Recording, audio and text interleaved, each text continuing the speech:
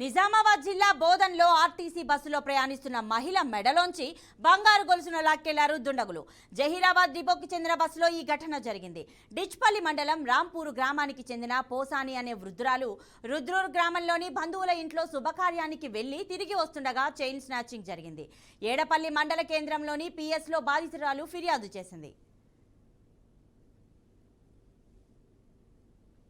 బోధన bus stand లెక్కంగా ఉన్నాయి మళ్ళీ ఇటు వచ్చి తిరిగిస్తాను వరకల్లా ఆధార్ కార్డు సీజీలో చూసే వరకల్లా లేవు గుండు.